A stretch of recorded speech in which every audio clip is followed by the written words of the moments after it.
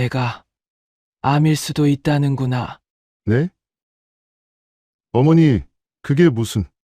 갑작스러운 말에 아들들은 모두 놀란 반응이었습니다.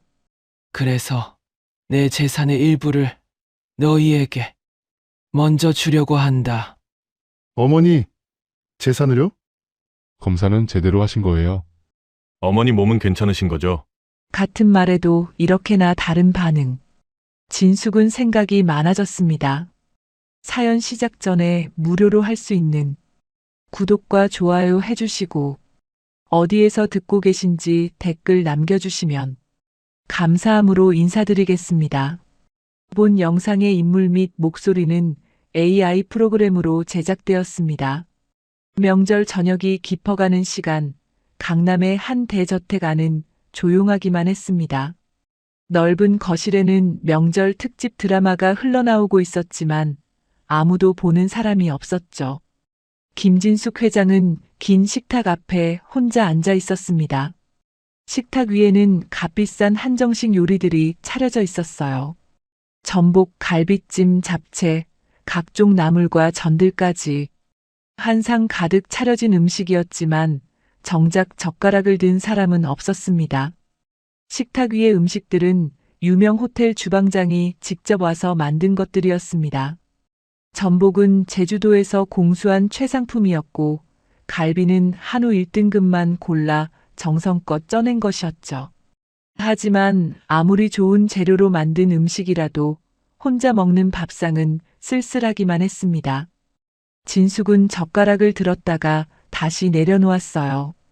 식욕이 나지 않았습니다. 진숙은 음식을 바라보다가 작게 한숨을 내쉬었습니다.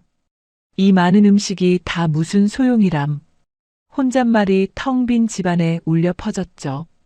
그녀는 천천히 손을 뻗어 잔을 집었습니다. 차가운 물을 한 모금 마시며 눈을 감았어요. 그러자 자연스럽게 과거의 기억이 떠올랐습니다. 5년 전 명절이었습니다. 바로 이 식탁에 세 아들 가족이 모두 모여 있었죠. 큰아들 재호의 두 아이가 한복을 입고 세배를 하며 까르르 웃던 모습이 떠올랐어요. 할머니, 새해 복 많이 받으세요. 손주들의 맑은 목소리가 귓가에 생생했습니다. 손주 중 하나가 세뱃돈 봉투를 받아들고 진숙에게 물었었죠. 할머니가 우리 집에서 제일 부자지? 천진난만한 질문에 모두가 웃었었습니다. 진숙도 손주의 머리를 쓰다듬으며 환하게 웃었었죠. 큰 며느리는 음식을 맛보며 계속 칭찬을 했었습니다. 어머님 진짜 맛있어요. 역시 최고예요. 이 잡채 양념이 정말 일품이네요. 둘째 찬호는 형수와 농담을 주고받으며 웃었고 막내 규호는 조용히 음식을 먹으면서도 가끔 진숙을 바라보며 미소 지었었어요. 그때는 집안이 웃음소리로 가득했었습니다. 따뜻한 온기가 집안 구석구석까지 퍼져 있었죠. 진숙은 다시 눈을 떴습니다. 현실로 돌아온 거예요.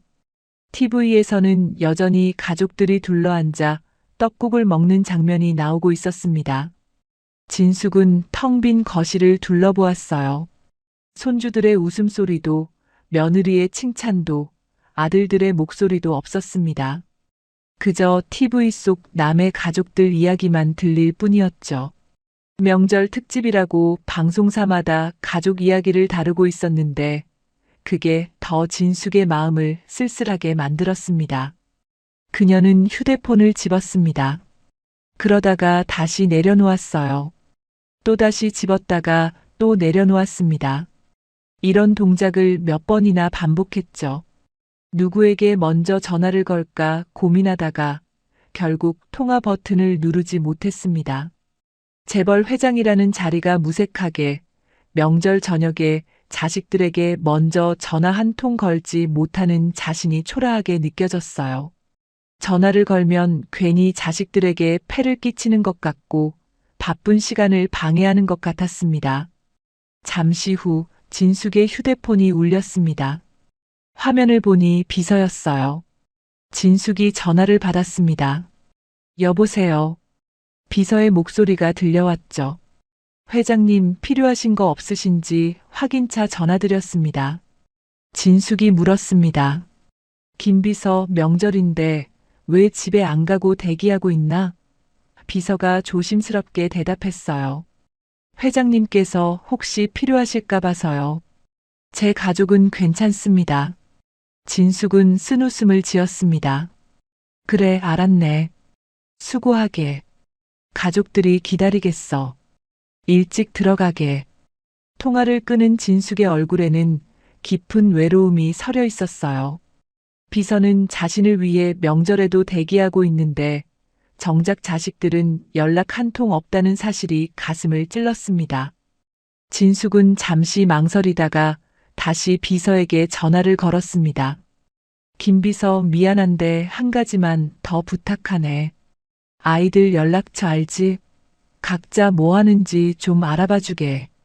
비서는 잠깐의 침묵 끝에 알겠습니다, 회장님. 하고 대답했죠. 30분쯤 지났을까 비서에게서 답이 왔습니다. 큰아들 재호는 지금 가족들과 함께 해외 초호화 리조트에 있다고 했습니다. 몰디브의 5성급 리조트였죠. 둘째 찬호는 유럽으로 배낭여행을 떠났고 SNS에는 자유로운 여행 사진들을 계속 올리고 있다고 했습니다. 파리의 에펠탑 앞에서 찍은 사진도 있었다고 해요. 막내 규호만이 물류센터에서 명절 특근 중이라고 했습니다. 직원들 교대 근무 때문에 센터장인 규호도 야간 근무에 들어갔다는 얘기였어요. 진숙은 휴대폰을 들여다보았습니다. 오전에 규호에게서 온 문자 한 통이 보였어요. 어머니, 명절인데 못 가뵈서 죄송해요. 센터 야간 교대 근무 들어갑니다. 식사 잘 챙기세요. 짧은 문자였지만 적어도 연락은 한 셈이었죠. 다른 두 아들은 아무런 연락도 없었습니다. 문자 하나, 전화 한 통 없었. 진숙은 쓸쓸한 웃음을 지었습니다. 나 없이도 다들 잘 사는구나.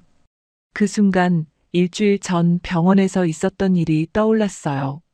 주치의가 진지한 표정으로 말했었습니다. 회장님, 이 나이에 이런 증상이 나타나면 조직 검사를 해보시는 게 좋겠습니다. 단순한 염증일 수도 있지만 확인은 해보셔야 합니다. 주치의의 조심스러운 표정이 다시 눈앞에 아른거렸죠. 의사는 뭔가 더 말하고 싶은 듯 했지만 결과가 나오기 전에는 확답을 주지 않았었습니다. 그 애매한 태도가 진숙을 더 불안하게 만들었어요. 검사 결과는 일주일 정도 걸립니다. 너무 걱정하지는 마세요. 의사의 말이 위로가 되기보다는 오히려 불안감을 키웠었죠. 진숙은 창밖을 바라보았습니다. 멀리 아파트 창문마다 불이 켜져 있었어요. 저마다의 가족들이 모여 명절을 보내고 있겠죠. 어떤 집에서는 웃음소리가 들리는 것 같았고, 어떤 집에서는 TV 소리가 들리는 것 같았습니다. 진숙은 작게 중얼거렸어요. 내가 정말 암이라도 걸리면 이 아이들의 반응은 어떨까? 그녀의 머릿속에는 여러 생각이 스쳐 지나갔습니다. 과연 누가 진심으로 자신을 걱정해 줄까? 누가 먼저 달려올까? 아니면 모두 재산 걱정부터 할까? 진숙은 지난 몇 년간의 일들을 떠올렸어요. 큰아들은 부사장이 된 이후로 점점 더 바쁘다며 얼굴 보기가 힘들어졌고, 둘째는 자유로운 삶을 산다며 외국에 나가 있는 시간이 더 많았습니다. 막내만이 가끔 들러서 안부를 물었죠. 진숙은 천천히 자리에서 일어났습니다. 그리고 긴 복도를 걸어 자신의 방으로 향했어요. 복도에는 가족 사진들이 걸려 있었습니다. 아이들이 어렸을 때 찍은 사진, 졸업식 때 찍은 사진, 결혼식 사진들. 진숙은 걸음을 멈추고 사진들을 하나하나 바라보았어요. 그때는 정말 행복했는데 작은 목소리로 중얼거렸습니다. 방문을 열고 들어가 침대에 앉았습니다. 다시 한번 창밖을 바라보았어요. 달빛이 정원을 비추고 있었죠. 정원에는 진숙이 직접 심은 장미나무들이 있었습니다. 아이들이 어렸을 때 함께 심었던 나무들이었어요. 이제는 그 나무들만 남아서 매년 봄이면 꽃을 피우고 있었습니다. 진숙은 마음속으로 위험한 생각을 하기 시작했습니다. 그래, 한번 시험해보자. 그녀의 입가에 묘한 미소가 번졌어요. 누가 진짜 날 위해 달려오는지, 누가 진심인지 확인해보는 거야. 내가 정말 아프다고 하면 과연 어떤 반응을 보일까? 진숙은 침대에 누웠습니다.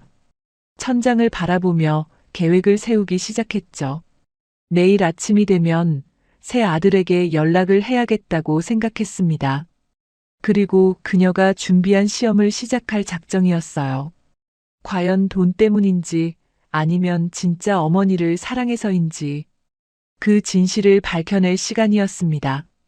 잘못된 생각일 수도 있어. 하지만 알아야겠어. 내가 죽고 나서 후회하는 것보다는 낫겠지. 밤은 깊어만 갔고 대저택의 불은 하나둘 꺼져갔습니다. 하지만 진숙의 방에만은 새벽까지 불이 켜져 있었어요. 그녀는 잠들지 못하고 계속해서 생각에 잠겨 있었습니다. 명절의 외로움이 그녀에게 위험한 결심을 하게 만든 거였죠. 창밖으로는 새벽 공기가 차갑게 느껴졌고 진숙은 이불을 더 끌어당겼습니다.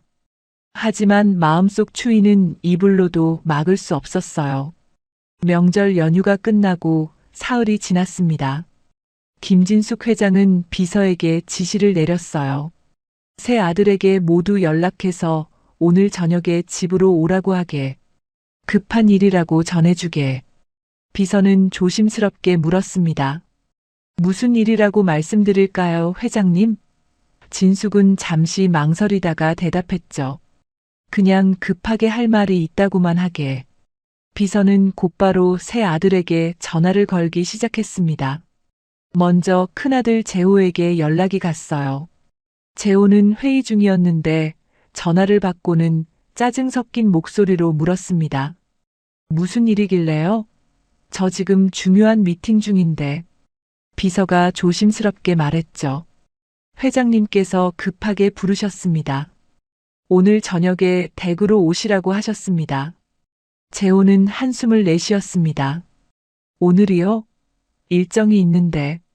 알겠어요. 가겠습니다. 둘째 찬호에게도 연락이 갔습니다. 찬호는 여행에서 막 돌아온 참이었어요. 아, 한국 막 들어와서 피곤한데. 투덜거리는 목소리가 들렸죠. 그래도 어머니가 부르시면 가야죠. 몇 시까지 가면 돼요? 비서가 대답했습니다. 저녁 7시까지 오시면 됩니다. 찬호는 알겠습니다. 하고는 전화를 끊었습니다. 막내 규호에게 전화가 갔을 때는 반응이 달랐습니다. 규호는 물류센터 현장에 있었지만 어머니가 부른다는 말을 듣자마자 즉시 대답했어요. 네, 알겠습니다. 시간 맞춰서 갈게요. 다른 질문도 하지 않았죠. 그저 어머니가 부르니까 가야 한다는 생각뿐이었습니다. 저녁 7시가 되기 전 대저택 앞에는 차들이 하나둘 도착하기 시작했습니다. 가장 먼저 도착한 것은 큰아들 재호 부부였어요. 검은색 고급 수입차에서 내린 재호는 정장 차림이었고 큰 며느리는 최신 명품 가방을 들고 있었습니다. 큰 며느리는 차에서 내리며 거울을 보고 머리를 매만졌어요. 오늘 무슨 일이실까요? 재호가 짧게 대답했습니다. 곧 알게 되겠지. 얼마 후 둘째 찬호가 도착했습니다. 찬호는 혼자 왔고 캐주얼한 차림이었어요. 청바지에 가죽 재킷을 입고 있었죠. 피곤한데 중얼거리며 현관으로 들어갔어요. 7시가 조금 넘어서 막내 규호가 도착했습니다.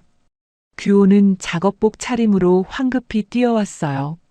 차에서 내리자마자 빠른 걸음으로 현관으로 향했죠. 이마에는 땀이 맺혀 있었고 숨도 가빠 보였습니다. 센터에서 급하게 출발한 게 분명했어요. 세 아들이 모두 응접실에 모였습니다. 큰아들 부부는 소파에 나란히 앉았고 둘째는 그 옆에 앉았죠. 막내는 제일 끝자리에 앉았습니다. 모두 어머니를 기다리며 서로 눈치만 보고 있었어요. 큰 며느리가 작은 목소리로 물었습니다. 도대체 무슨 일이실까요? 재호가 고개를 저었습니다. 그러게. 이렇게 갑자기. 그냥 기다려봅시다. 잠시 후 진숙이 응접실로 들어왔습니다. 평소보다 안색이 좋지 않아 보였어요. 세 아들은 모두 자리에서 일어났습니다. 진숙은 천천히 걸어와 의자에 앉았죠. 그리고 세 아들의 얼굴을 하나하나 바라보았습니다. 침묵이 흘렀어요. 아무도 먼저 말을 꺼내지 못했습니다. 진숙이 입을 열었습니다. 너희들을 부른 건 중요한 얘기가 있어서다. 목소리가 평소보다 낮고 무겁게 들렸어요. 재호가 몸을 앞으로 기울이며 물었습니다. 어머니, 무슨 일이세요? 진숙은 잠시 말을 멈췄다가 천천히 말했죠. 연휴 전에 병원에 갔었다. 주치의가 조직 검사를 권했고 검사를 조만간 하려고 한다. 진숙의 목소리는 떨리지 않았지만 무게가 느껴졌습니다. 의사 선생님 말로는 암일 가능성이 높다고 한다. 아직 조직 검사를 진행하지는 않았지만 마음의 준비를 해야 한다고 하더구나. 응접실의 공기가 순식간에 차갑게 식었습니다. 재호의 얼굴이 굳어졌고 찬호는 눈을 크게 떴어요. 규호는 말없이 고개를 숙였습니다. 큰 며느리는 손으로 입을 가리며 어머님 하고 과장되게 놀란 표정을 지었죠. 가장 먼저 반응한 사람은 큰아들 재호였습니다. 그는 재빨리 어머니에게 다가가 손을 잡았어요. 어머니, 걱정 마세요. 괜찮으실 거예요. 요새는 암도 다 고치는 시대인걸요. 목소리에는 울먹임이 섞여 있었죠. 큰 며느리도 옆으로 다가와서 진숙의 다른 손을 잡았습니다. 저희가 있잖아요, 어머님. 너무 걱정하지 마세요. 둘째 찬호는 놀란 표정이었지만 곧 표정을 관리했습니다. 그리고 형식적으로 물었어요. 병원은 어디세요? 김 박사님이 보시는 거죠? 진숙이 고개를 끄덕였습니다. 그래. 찬호는 검사는 언제 하시는 거죠? 날짜가 나온 건가요? 하고 말했습니다. 막내 규호는 한동안 아무 말도 하지 못했습니다. 고개를 숙인 채 숨을 고르고 있었어요. 손이 떨리는 게 보였습니다. 물잔을 집으려다가 손이 떨려서 놓쳤죠. 잔이 탁자 위에서 흔들렸지만 다행히 넘어지지는 않았습니다. 규호는 두 손으로 얼굴을 감쌌어요. 진숙은 세 아들의 반응을 조용히 지켜보았습니다. 그리고 다시 입을 열었죠. 한 가지 부탁이 있다. 모두의 시선이 진숙에게 집중되었습니다. 내가 앞으로 얼마나 살지 모르겠다. 그래서 내 재산을 일부 미리 나눠주려고 한다. 재호와 찬호의 눈빛이 미묘하게 변했습니다. 진숙은 계속 말했어요. 너희들에게 각각 회사 지분 5%씩 주겠다. 그리고 현금으로 30억씩 먼저 증여하마. 응접실에 잠시 정적이 흘렀습니다. 큰 금액이었어요. 대신에 한 가지 조건이 있다. 진숙의 목소리가 더 낮아졌습니다. 일주일에 한 번 나랑 식사를 같이 해다오. 그게 내 유일한 조건이다. 진숙은 세 아들을 돌아보며 말했죠. 많은 걸 요구하는 건 아니지. 일주일에 고작 밥 한 끼 같이 먹자는 거다. 순간 형제들이 서로 눈치를 보기 시작했습니다. 큰아들과 큰며느리가 눈빛을 교환했어요. 그리고 재호가 즉시 대답했습니다. 당연히 하겠습니다, 어머니. 매일이라도 와야죠. 목소리에는 확신이 가득했죠. 찬호는 잠시 망설였습니다. 속으로 일주일에 한 번이면 할만하겠네 하고 계산하는 듯 했어요. 그리고 대답했습니다. 노력하겠습니다, 어머니.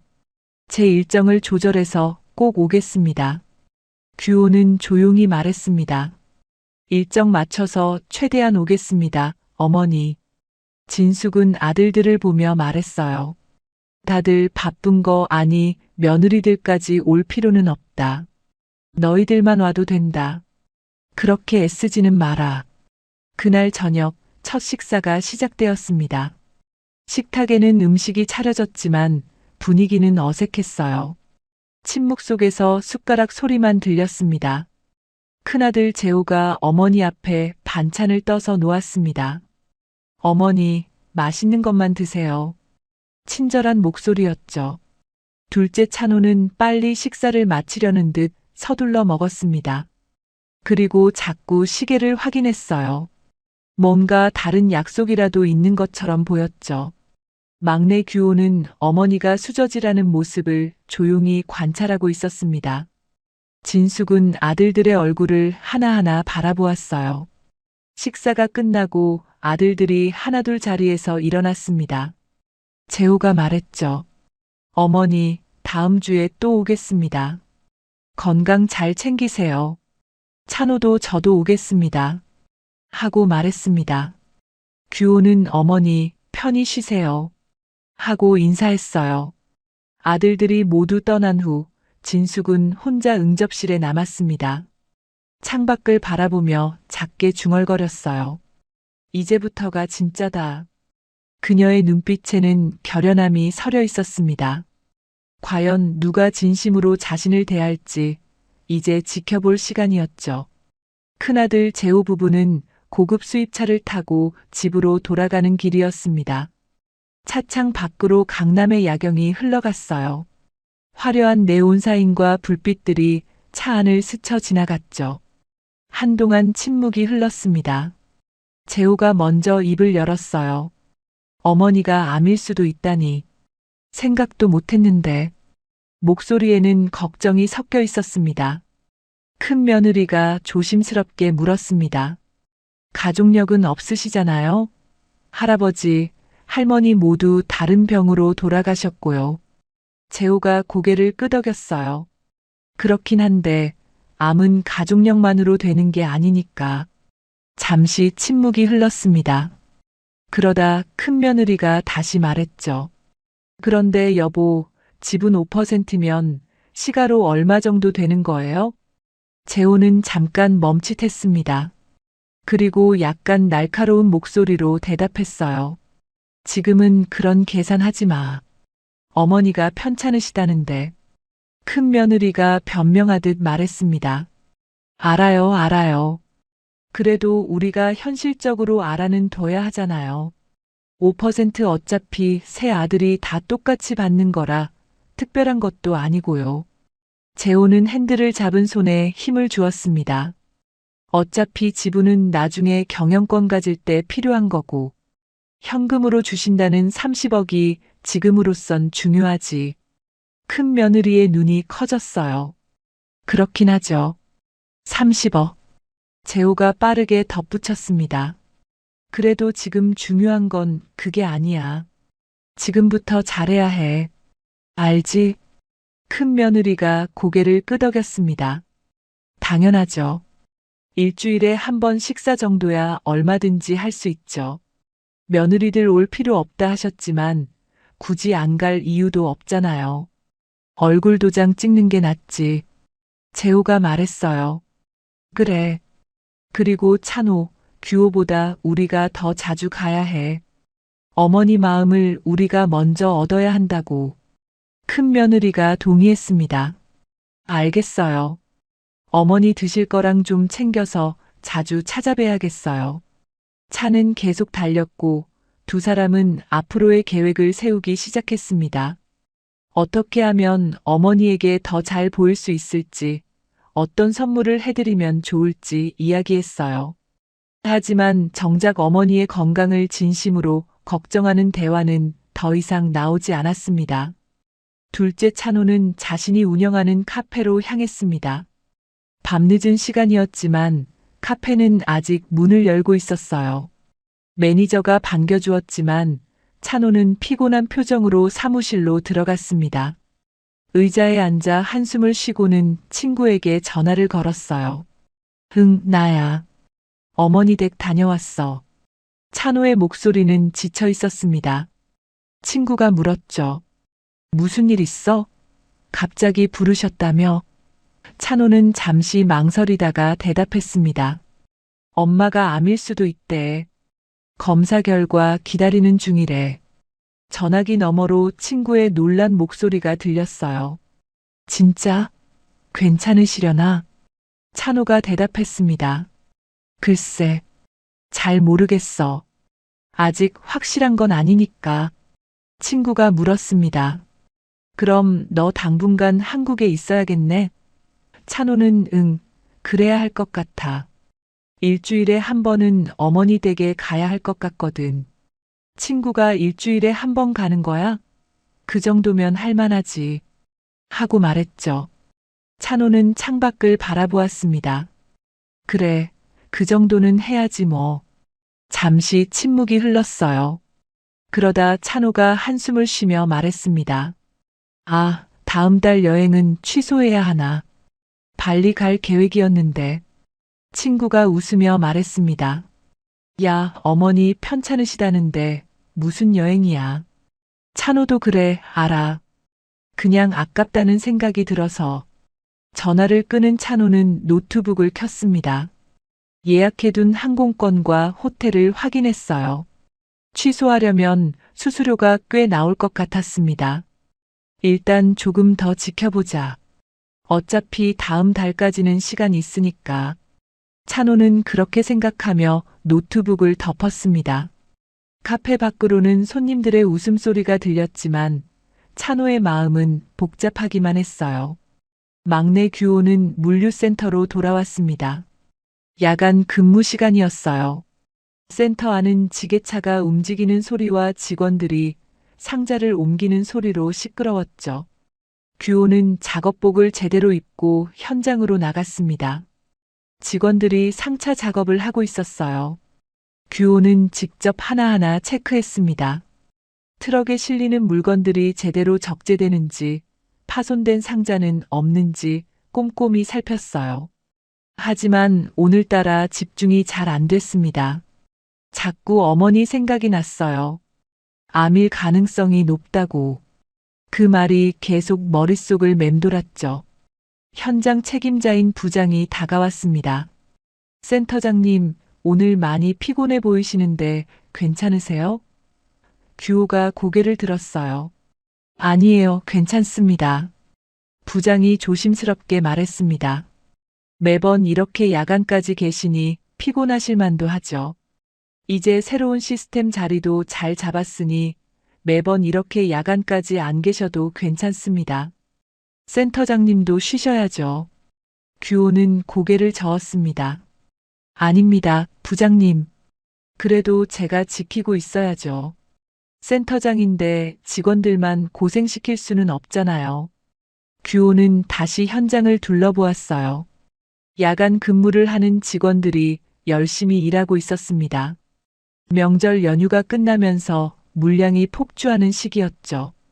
다들 지쳐 보였지만 묵묵히 일했습니다. 규호는 잠시 쉬는 시간에 아내에게 전화를 걸었습니다.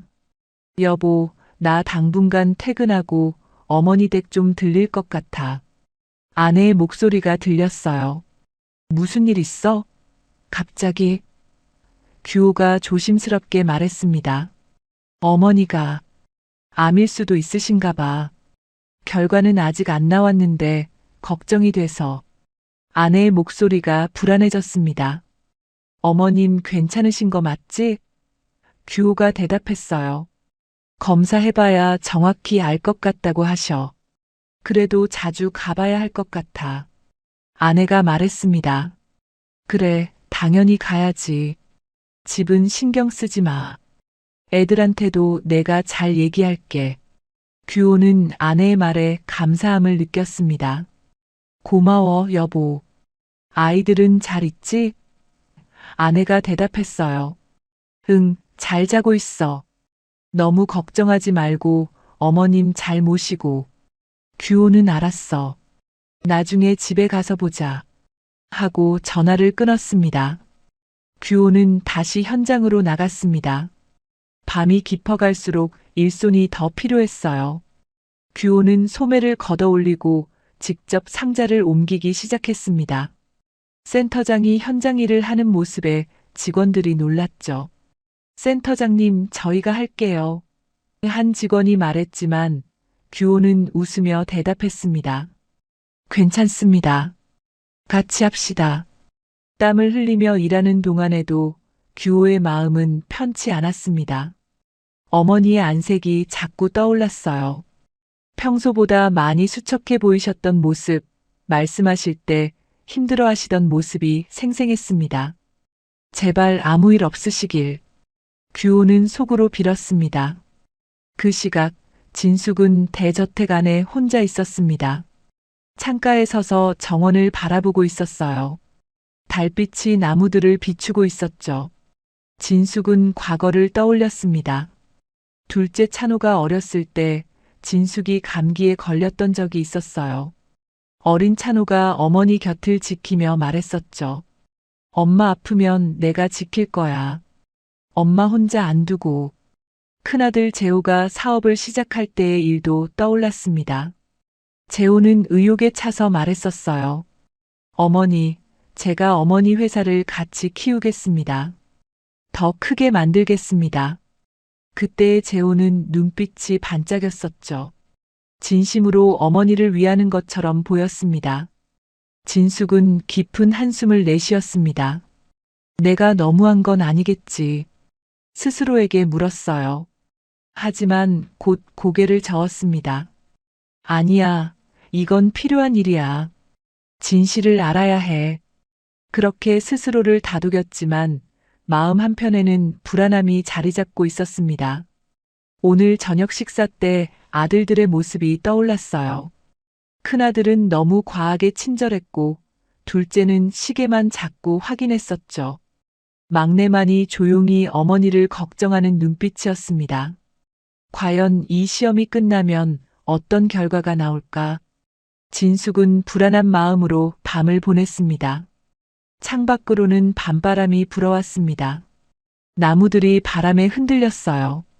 진숙은 창문을 닫고 방으로 돌아갔습니다. 침대에 누웠지만 잠은 오지 않았죠. 천장을 바라보며 계속 생각에 잠겼습니다. 내 선택이 옳은 걸까? 아니면 나중에 후회하게 될까?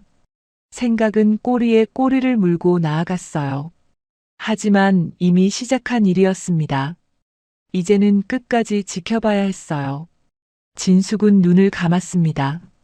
과연 누가 어떤 진심을 가지고 있을지 진숙은 걱정과 기대가 되는 마음이었습니다. 조직 검사 날이 밝았습니다. 진숙은 새벽부터 잠을 이루지 못했어요. 천장을 바라보며 누워 있었죠. 병원에 가야 한다는 생각에 마음이 무거웠습니다. 실제로 검사를 받으러 가는 것도 불안했지만 더 불안한 것은 아들들의 반응이었어요. 과연 누가 함께 가겠다고 나설까? 아침 8시쯤 큰아들 재호에게서 전화가 왔습니다. 어머니, 오늘 병원 가시는 날이시죠? 제가 모시고 가겠습니다. 진숙은 약간 놀랐어요. 괜찮다. 혼자 갈 수 있어. 하지만 재호는 단호하게 말했습니다. 어머니, 그러지 마시고요. 당연히 제가 가야죠. 집사람이랑 같이 모시러 가겠습니다. 아침 9시 재호 부부가 대저택에 도착했습니다. 큰 며느리는 손에 커다란 과일 바구니를 들고 있었어요. 현관으로 들어서며 밝은 목소리로 말했습니다. 어머님 드시라고 과일 챙겨왔어요. 신선한 걸로 골랐어요. 진숙이 그래, 고맙구나. 하고 대답했죠. 재호는 어머니 옆에 바짝 붙어 섰습니다. 어머니, 제가 직접 모시겠습니다. 차 타실 때 조심하세요. 팔을 내밀어 부축하려고 했어요. 진숙은 괜찮다. 내가 걸을 수 있어. 했지만 재호는 계속 옆에서 신경 쓰는 모습을 보였습니다. 큰 며느리도 반대편에서 가방을 들어주며 제가 들게요, 어머님. 하고 말했죠. 차 안에서도 과잉 친절은 계속되었습니다. 재호가 운전을 하면서 백미러로 뒷좌석의 어머니를 자꾸 확인했어요. 어머니, 편하게 기대세요. 에어컨 온도는 괜찮으세요? 큰 며느리도 계속 신경을 썼습니다. 진숙은 창밖을 바라보며 대답했어요. 다 괜찮다. 신경 쓰지 마라. 하지만 두 사람은 계속해서 이것저것 물어봤습니다. 물이 필요하지 않으냐? 차가 너무 빠른 것 같지 않으냐? 흔들리면 말하라고 했죠. 지나친 배려였습니다. 병원에 도착했습니다. 늘 진숙이 다니는 병원이었죠. 재호가 먼저 내려서 어머니가 내리는 것을 부축했습니다. 천천히 내리세요, 어머니. 큰 며느리는 진숙의 가방을 챙기며 뒤따라왔죠. 병원 로비로 들어서자 재호가 큰 목소리로 말했습니다. 어머니, 걱정 마세요. 제가 김 박사님이랑 어제도 통화 다 했습니다. 이미 연락을 받고 있던 담당 간호사가 인사를 하며 다가왔어요. 큰 며느리도 간호사에게 다가가 저희 어머님 특별히 잘 부탁드려요. 불편한 점 없으시게 해주시고요. 아시죠? 하고 당부했습니다. 진숙은 평소처럼 진료실 앞 대기실에서 차례를 기다렸습니다. 진숙은 의자에 앉아 있었고 재호와 큰 며느리는 양옆에 앉았어요. 어머니, 근데 VIP룸으로 가시지 왜? 큰 며느리의 말에 진숙은 고개를 저었습니다. 뭐하러 바쁜 김 박사님을 오가게 해. 내가 기다리면 되는 걸. 대기실에는 다른 환자들과 가족들도 있었습니다. 진숙의 시선이 옆자리로 향했죠. 중년 딸이 나이든 어머니의 손을 꼭 잡고 있었습니다. 딸은 어머니에게 작은 목소리로 말하고 있었어요. 엄마, 괜찮아요. 걱정하지 마세요. 어머니는 떨리는 손으로 딸의 손을 잡고 있었죠. 두 사람 사이에는 말없는 위로가 흐르고 있었습니다. 진숙은 그 모습을 보며 생각했어요. 저게 진짜 가족 아닐까? 그때 재호는 휴대폰을 보고 있었습니다. 문자가 계속 오는 모양이었어요. 일 관련 메시지인 것 같았죠. 손가락으로 화면을 빠르게 넘기며 답장을 보냈습니다. 큰 며느리도 핸드폰을 꺼내 들었어요. 쇼핑몰 앱을 열어서 옷을 구경하고 있었습니다. 두 사람 모두 진숙에게는 신경을 쓰지 않고 있었죠. 간호사가 나와서 진숙을 불렀습니다. 김진숙님 들어오세요. 진숙이 일어섰어요. 재호도 따라 일어나며 제가 같이 들어가겠습니다. 했지만 간호사가 말했습니다. 보호자분은 밖에서 기다려주세요. 검사 시간이 좀 걸립니다. 재호는 아쉬운 표정으로 알겠습니다. 하고 대답했습니다. 진숙은 혼자 진료실로 들어갔습니다. 검사는 1시간 정도 걸렸어요. 조직을 채취하는 과정이 약간 불편했지만 견딜만 했습니다. 의사가 말했죠. 회장님 수고하셨습니다. 결과는 일주일 정도 후에 나옵니다. 그때 다시 오시면 됩니다. 진숙은 감사합니다. 하고 인사했습니다. 검사실에서 나와 복도를 걷고 있을 때였습니다. 저 앞쪽에서 재호의 목소리가 들렸어요. 진숙은 걸음을 멈췄습니다. 재호가 누군가와 전화 통화를 하고 있었죠. 복도 모퉁이 너머였기 때문에 재호는 진숙이 나온 것을 모르고 있었습니다. 아, 김 변호사님. 제가 말씀드린 건 잘 알아보셨나요? 재호의 목소리였습니다. 진숙은 그 자리에 멈춰 섰어요. 지금이 중요한 시기인 거 아시죠? 섣불리 움직이지는 마시고요. 재호는 계속 전화를 했습니다. 지분 정리 방법 좀 알아봐 주세요. 증여세 관련해서요. 진숙의 얼굴이 굳어졌습니다. 재호의 목소리는 계속 들렸어요. 제 명의로 깔끔하게 옮길 수 있는 방법 있죠? 세금 문제 없이요. 잠시 상대방 말을 듣더니 재호가 다시 말했습니다. 네, 알겠습니다. 빠르게 진행해 주세요. 시간이 중요하니까요. 진숙은 벽에 기대 섰습니다. 가슴이 철렁 내려앉는 느낌이었어요. 방금 들은 대화가 믿기지 않았죠. 어머니가 암일지도 모른다는 상황에서 큰아들은 지분 정리와 세금 계산을 하고 있었던 겁니다. 진숙은 손으로 가슴을 눌렀습니다. 숨이 막히는 것 같았어요. 재호가 전화를 끊고 돌아오는 소리가 들렸습니다. 진숙은 재빨리 복도 반대편으로 걸어갔어요. 화장실 방향으로 향하는 척했죠. 재호가 대기실로 돌아가는 소리가 들렸습니다.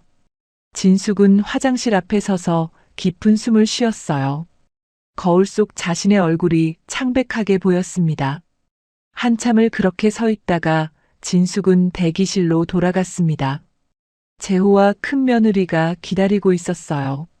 재호가 밝은 표정으로 일어났습니다. 어머니, 검사 힘드셨죠? 걱정하는 척하는 목소리였죠. 진숙은 짧게 괜찮다 하고 대답했습니다. 집으로 가시죠. 많이 피곤하실 거예요. 재호가 어머니를 부축했습니다. 차로 가는 길 재호는 계속 친절하게 말했어요. 어머니, 오늘 푹 쉬세요. 제가 좋은 보약도 알아볼게요. 큰 며느리도 어머님 편하게 기대세요. 하고 말했습니다. 차 안은 침묵으로 가득했습니다. 진숙은 창밖만 바라보았어요. 재호가 가끔 말을 걸었지만 진숙은 짧게만 대답했죠. 어머니, 괜찮으세요? 응. 점심은 뭐 드시고 싶으세요? 아무거나.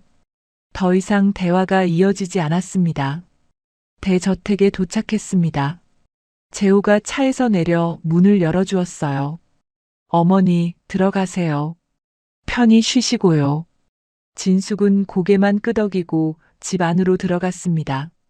재호 부부는 차에 올라타며 웃고 있었죠. 잘 모셨죠? 큰 며느리가 물었습니다. 재호가 당연하지.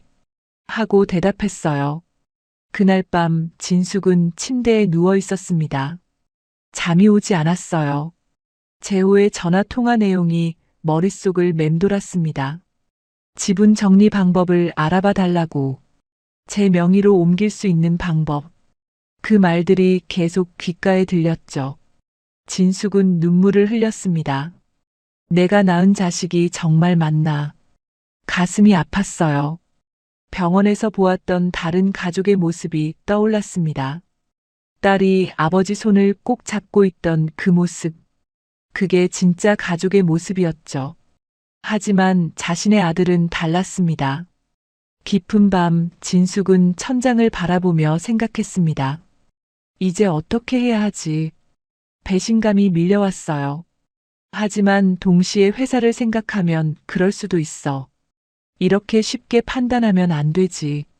하는 생각도 들었습니다. 진숙은 눈을 감았지만 잠은 쉽게 오지 않았어요. 병원 검사를 받은 지 사흘이 지났습니다. 진숙이 제안했던 일주일에 한 끼 식사를 같이 하는 날이 돌아왔어요. 저녁 6시쯤 큰아들 재호 부부가 대저택에 도착했습니다. 재호는 회사에서 바로 온 듯 정장 차림이었고 큰 며느리는 화장을 깔끔하게 하고 왔어요. 어머님, 저희 왔어요. 큰 며느리가 밝은 목소리로 인사했습니다. 진숙은 거실에서 아들 부부를 맞이했죠. 그래, 왔구나. 들어오너라. 재호가 어머니께 다가와 인사했습니다. 어머니, 요즘 어떠세요? 많이 편찮으신가요? 진숙은 괜찮다. 별일 없다. 하고 짧게 대답했어요. 식사 준비가 되어 있었습니다. 식탁에는 된장찌개, 생선구이, 나물 반찬들이 차려져 있었어요. 재호가 먼저 자리에 앉으며 말했습니다. 진수성찬이네요. 식사를 시작하기 전 큰 며느리가 핸드폰을 꺼냈습니다.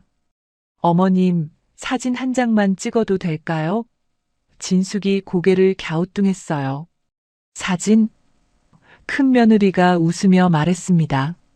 네, 기념으로요. 이렇게 가족이 모여서 식사하는 거 남기고 싶어서요. 재호도 괜찮으시죠, 어머니? 하고 물었습니다. 진숙은 별 생각 없이 그래, 찍어라. 하고 허락했죠. 큰 며느리는 식탁을 배경으로 사진을 몇 장 찍었습니다. 재호가 어머니 옆에 앉아서 포즈를 취했어요. 자, 찍습니다. 큰 며느리의 목소리가 밝았습니다. 식사가 시작되었습니다. 재호는 어머니 앞에 반찬을 떠서 놓았어요. 어머니, 이 나물 드세요. 몸에 좋대요. 큰 며느리도 생선도 드세요, 어머님. 하며 챙겨주었습니다. 진숙은 그래, 고맙다. 하고 대답했죠. 하지만 식사 분위기는 어딘가 어색했습니다. 재호는 자꾸 시계를 확인했어요. 큰 며느리는 음식을 먹으면서도 핸드폰 화면을 계속 확인했습니다. 진숙은 그런 모습을 조용히 지켜보았죠. 바쁜가 보구나 하고 생각했습니다. 식사가 끝나고 재호가 말했습니다. 어머니, 저희 오늘 일찍 들어가 봐야 할 것 같아요. 내일 아침 일찍 중요한 미팅이 있어서요. 진숙은 그래, 그러거라. 바쁜데 와줘서 고맙다. 하고 말했어요. 재호 부부는 인사를 하고 집을 나섰습니다. 그날 밤 진숙의 비서가 조심스럽게 말했습니다. 회장님, 혹시 아드님, 며느님 SNS 보셨습니까? 진숙은 고개를 저었어요. 아니, 무슨 일인가? 비서가 태블릿을 가져와 보여주었습니다. 큰 며느리의 SNS에 오늘 저녁 사진이 올라와 있었죠. 사진 아래에는 글이 적혀 있었습니다. 우리 효자 남편. 어머니 혼자 식사하신다고 이렇게 퇴근하자마자 달려왔어요. 진숙은 화면을 가만히 들여다보았어요. 댓글이 여러 개 달려 있었습니다. 진짜 바쁘신데 효자시네요.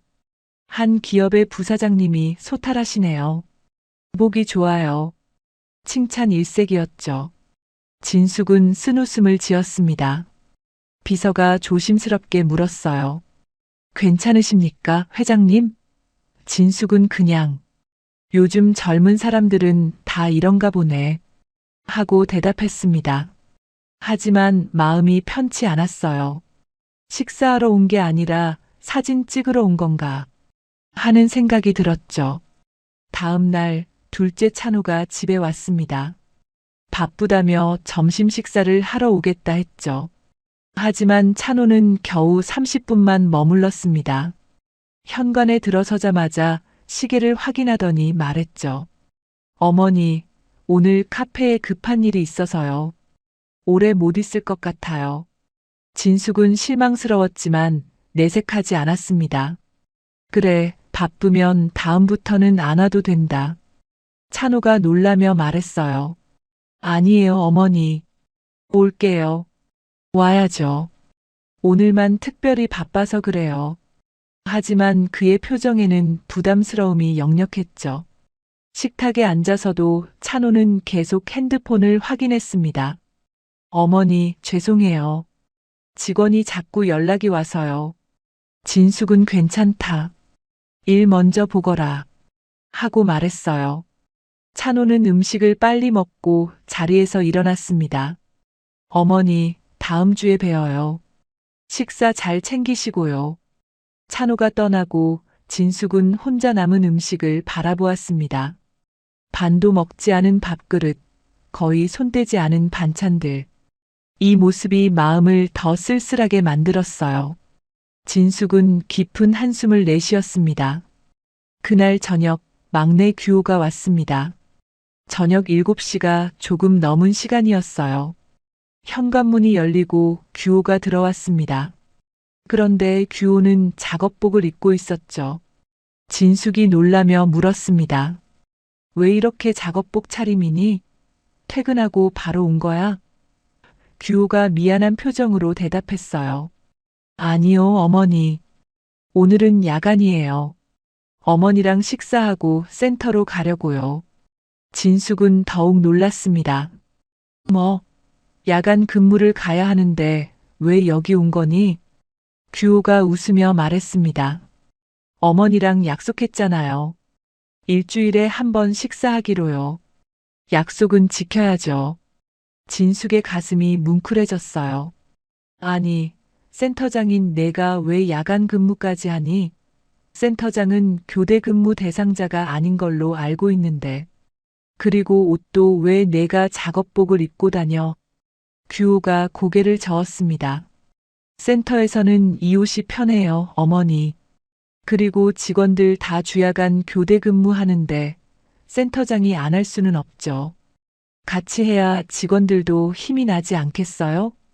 그러고는 어머니를 보며 밝게 웃었어요. 어머니, 얼른 드세요. 배고프시겠어요. 식사를 하는 동안 규호는 어머니만 바라보았습니다. 핸드폰도 보지 않았고 시계도 확인하지 않았어요.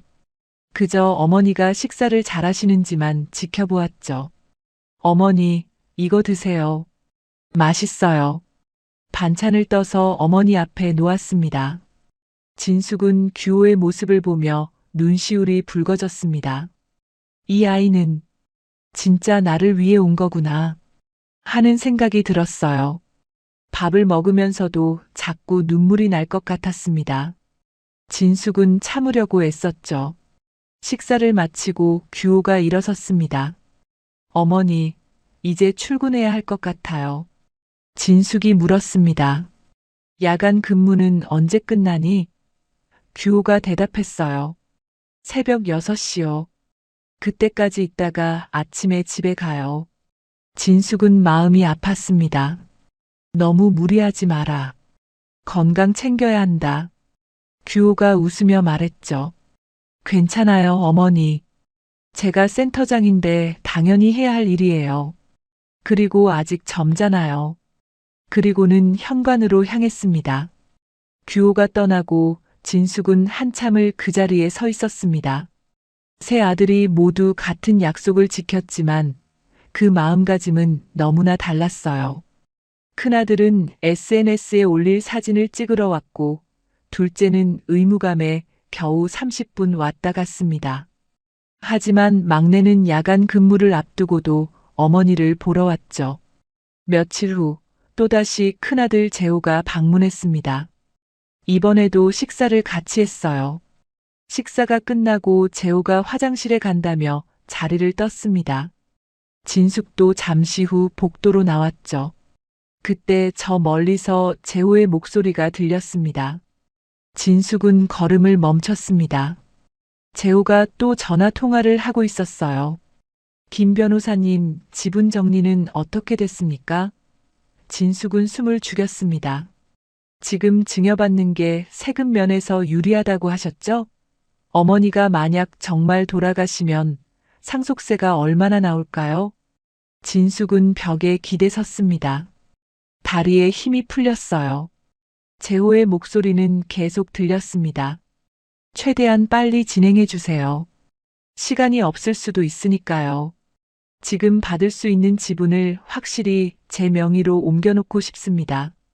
진숙은 무릎에 힘이 풀려 주저앉을 뻔했습니다. 벽을 잡고 간신히 버텼어요. 가슴이 너무 아팠습니다. 내가 아직 살아있는데 벌써 이런 계산을. 눈앞이 흐려졌죠. 진숙은 한참 동안 그 자리에 서서 움직이지 못했습니다. 재호가 전화를 끊고 돌아오는 소리가 들렸습니다. 진숙은 재빨리 자신의 방으로 들어갔어요. 문을 닫고 침대에 앉았습니다. 손이 떨렸죠. 심장이 빠르게 뛰었습니다. 깊은 배신감이 밀려왔어요.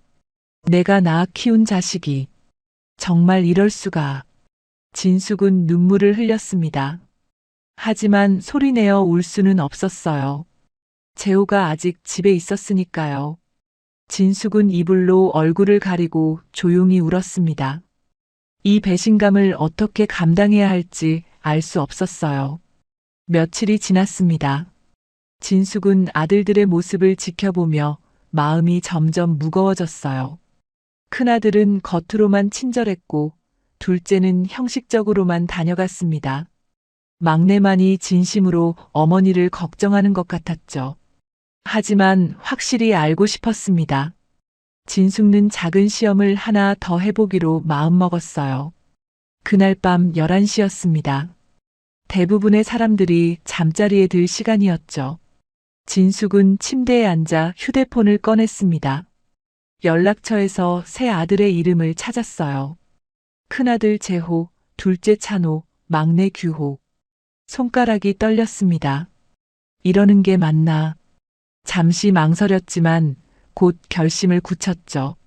먼저 큰아들 재호에게 전화를 걸었습니다. 벨이 몇 번 울렸어요. 한참 만에 재호가 전화를 받았습니다. 여보세요? 어머니. 목소리가 졸린 것 같았어요. 진숙이 힘없는 목소리로 말했습니다. 재호야, 배가 너무 아프다. 갑자기 통증이 심해져서. 재호는 잠시 침묵했습니다. 지금요? 밤 11시인데. 당황하는 것 같았어요. 그러더니 말했죠. 어머니, 일단 김 박사님께 먼저 전화해 보세요. 제가 지금 집에서 좀 멀어서요. 진숙이 물었습니다. 너 지금 어디 있니? 재호가 대답했어요. 집이긴 한데.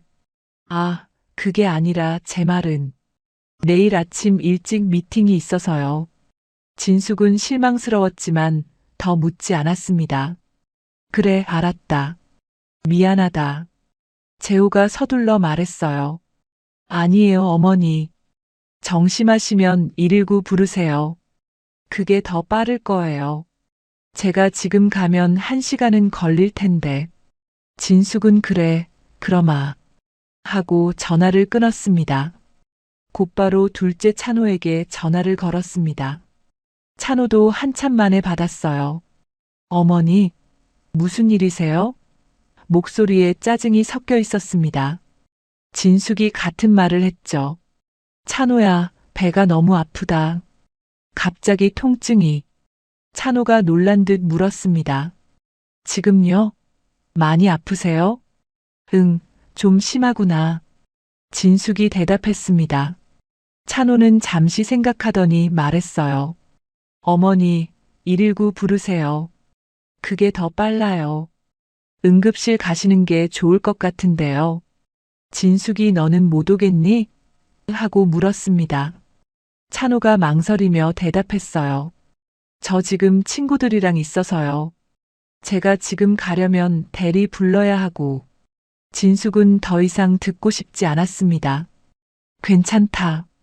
그냥 있어라. 찬호가 정말 괜찮으세요? 119는 꼭 부르세요. 하고 말했지만 진숙은 그냥 전화를 끊어버렸어요. 가슴이 답답했습니다. 마지막으로 막내 규호에게 전화를 걸었습니다. 규호는 2번 만에 전화를 받았어요. 어머니, 무슨 일이세요? 목소리가 또렷했습니다. 잠을 자고 있지 않았던 것 같았죠. 진숙이 말했습니다. 규호야, 미안한데 배가 갑자기 너무 아파서. 규호의 목소리가 급해졌습니다. 어머니, 잠깐만 계세요. 금방 갈게요. 지금 바로 출발할게요. 진숙이 아니다, 괜찮다. 밤 늦었는데. 하고 말했지만 규호는 이미 움직이고 있는 소리가 들렸어요. 어머니, 전화 끊지 마시고 계세요. 제 지금 출발해요. 금방 도착합니다. 진숙은 규호의 급한 목소리를 들으며 눈물이 날 것 같았습니다.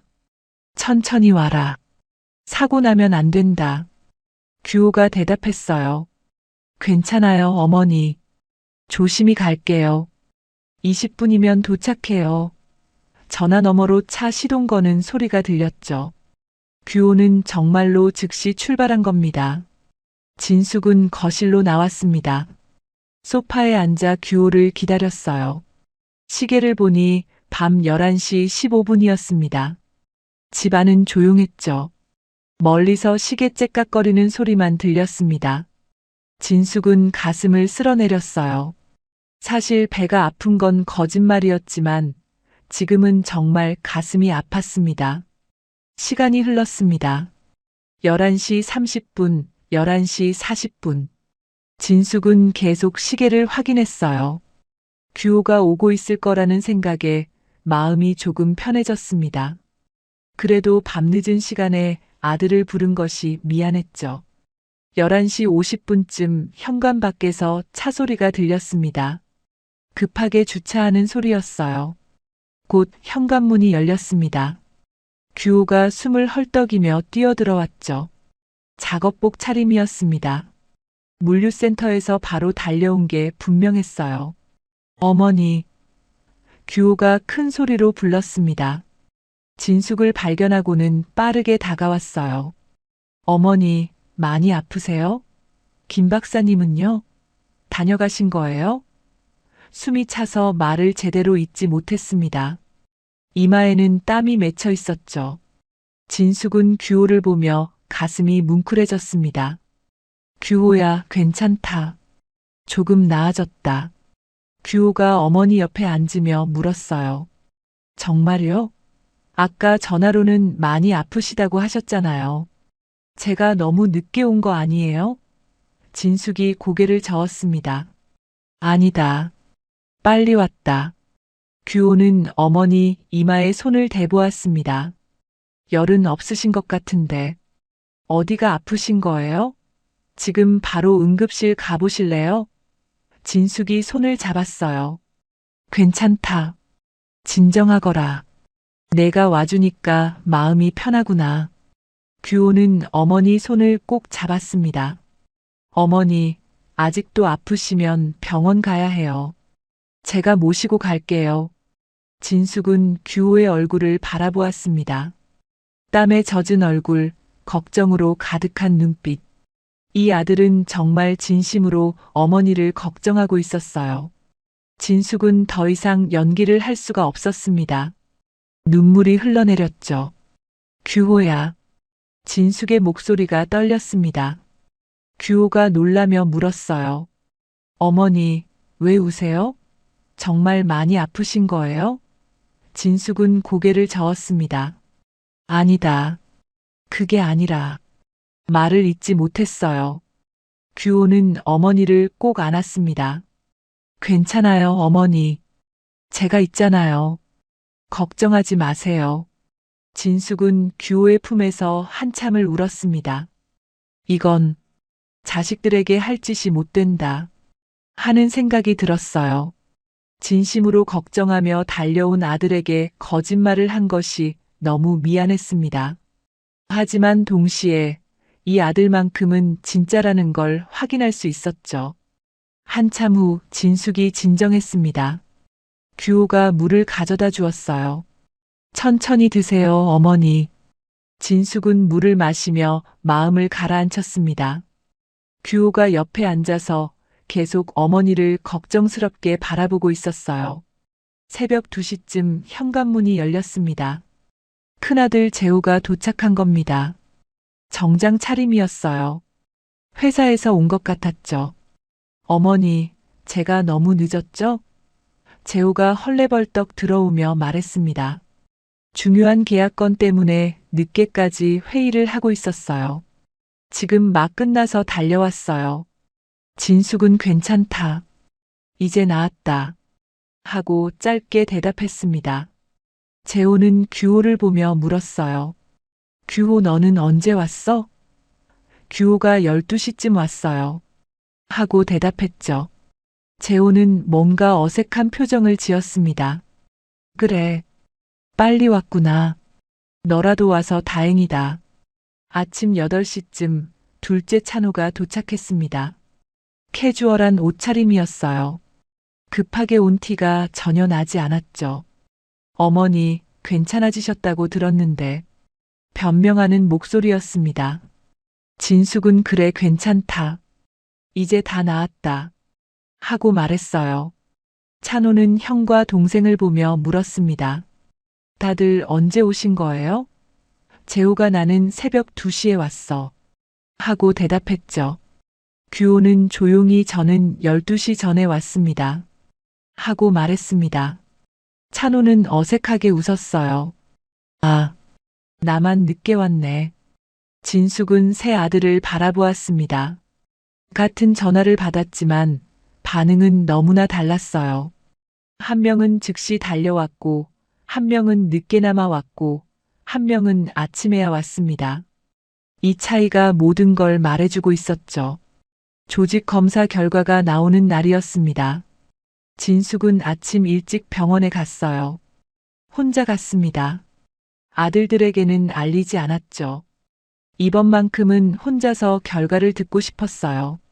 진료실로 들어가니 김 박사가 기다리고 있었습니다. 회장님 앉으세요. 김 박사가 의자를 권했어요. 진숙은 긴장한 마음으로 앉았습니다. 사실 암이 아니길 바라면서도 한편으로는 복잡한 마음이었죠. 김 박사가 검사 결과지를 꺼냈습니다. 결과가 나왔습니다. 진숙은 숨을 죽이고 기다렸어요. 김 박사가 말했습니다.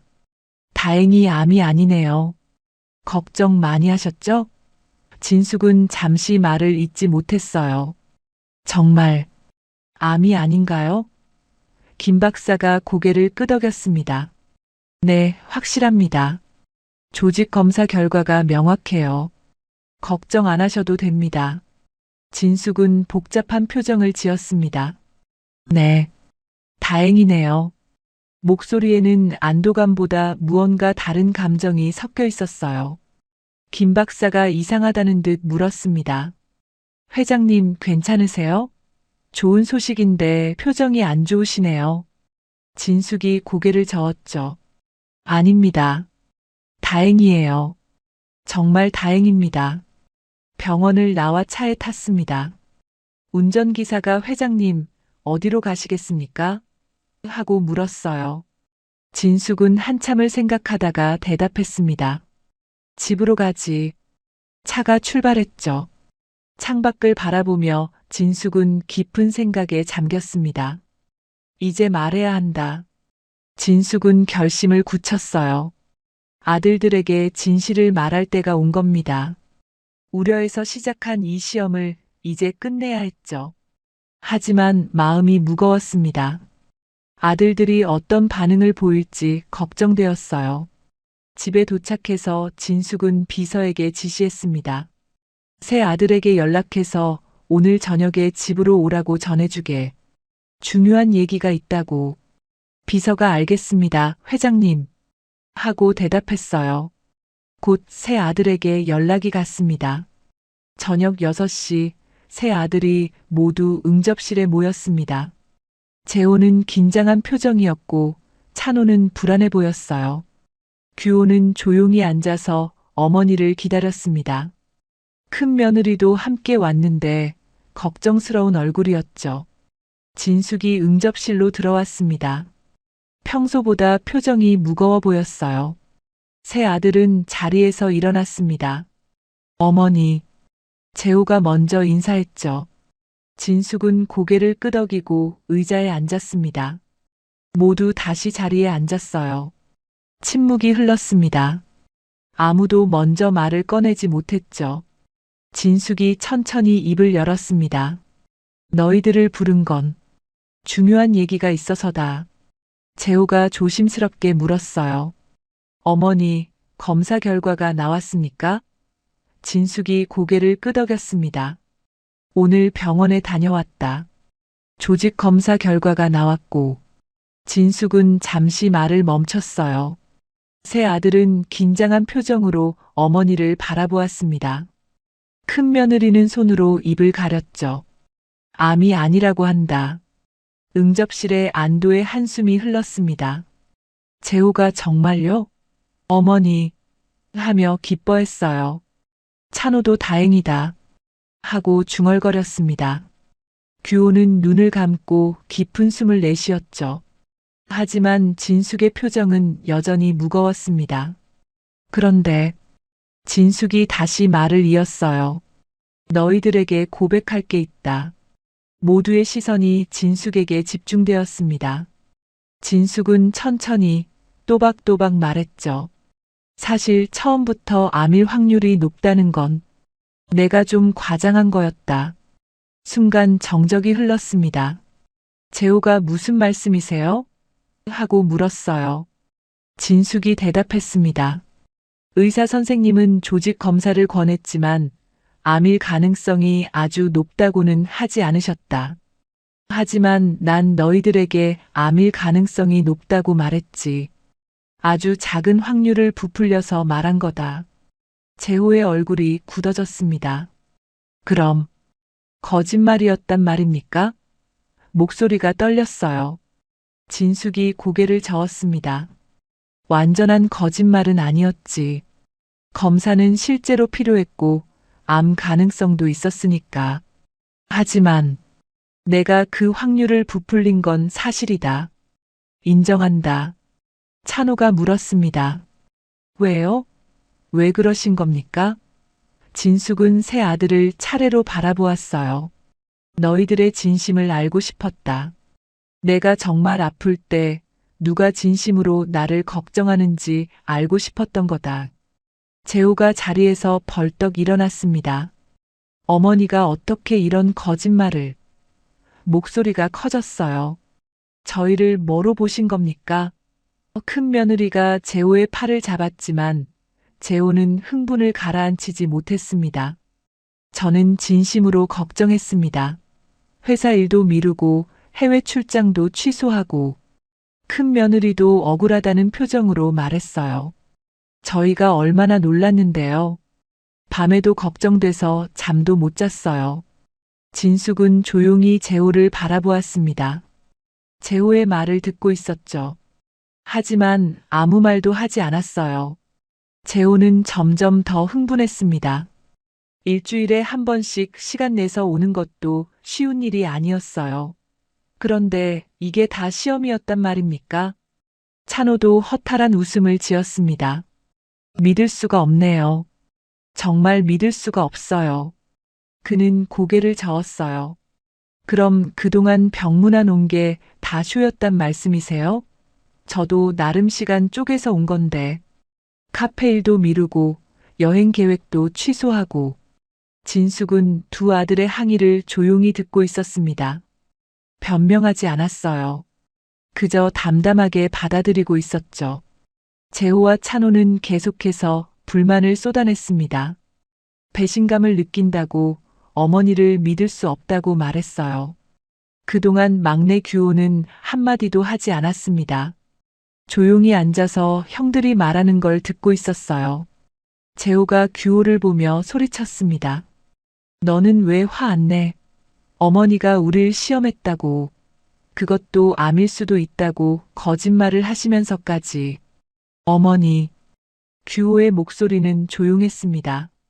진숙이 규호를 바라보았어요. 규호는 어머니 눈을 똑바로 바라보며 말했습니다. 암이 아니라서 정말 다행이에요. 진숙의 눈시울이 붉어졌죠.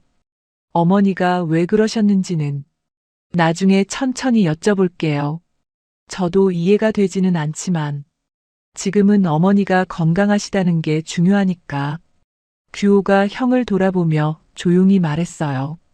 형, 어머니가 건강하신 게 제일 중요하잖아. 일단 암이 아니니까 다행인 거고. 재호는 말문이 막혔습니다.